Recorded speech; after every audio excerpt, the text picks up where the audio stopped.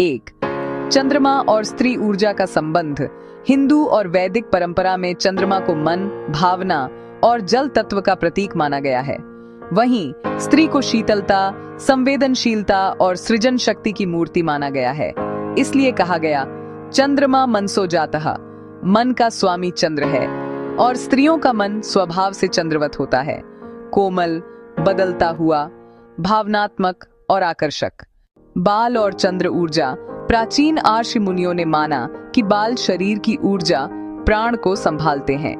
स्त्रियों के लंबे, चमकदार और घने बाल चंद्र ऊर्जा को आकर्षित और संचय करने में सक्षम होते हैं। इसलिए स्त्रियों को कहा गया कि वे पूर्णिमा के दिन बाल न धोएं, ऊर्जा क्षय न हो, और अमावस्या के दिन सिर धोकर नकारात्मक ऊर्जा को दूर करें। यह ऊर्जात्मक चक्रों से जुड़ा संतुलन है। 3, बालों की लंबाई और भावनात्मक संतुलन। चंद्रमा के 15 कला होती है और कहा जाता है कि स्त्री के बालों में भी 15 ऊर्जा तरंगें प्रवाहित होती हैं।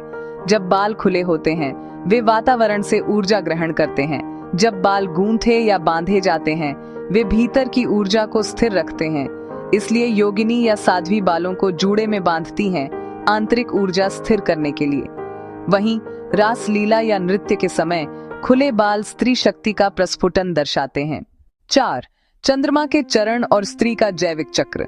स्त्री का मासिक चक्र लगभग 28 दिनों का होता है, जो कि चंद्रमा के एक पूर्ण चक्र, अमावस्या से पूर्णिमा तक के समान है। यह कोई संयोग नहीं, बल्कि प्रकृति की गहरी योजना है। पूर्णिमा, स्त्री की भावनात्मक और रचनात्मक शक्ति का शिखर। अमावस्या, आत्मशुद्धि और विश्राम का समय। इसी कारण कई संस्कृतियों में स्त्री को चंद्र की पुत्री कहा गया है।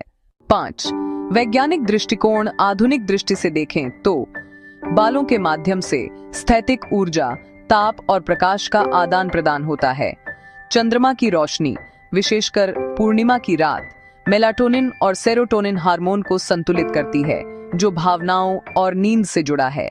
इसलिए कहा गया, पूर्णिमा की चांदनी में बैठना मन और रूप दोनों को निखारता है। निष्कर्ष, महिलाओं के बाल केवल सौंदर्य का प्रतीक नहीं, वे ऊर्जा, मन और चंद्र शक्ति के संवाहक हैं। इसलिए बालों की देखभाल, सही समय पर धोना और चंद्रमा से जुड़ाव, यह सब स्त्री की आभा और संतुलन बनाए रखता है।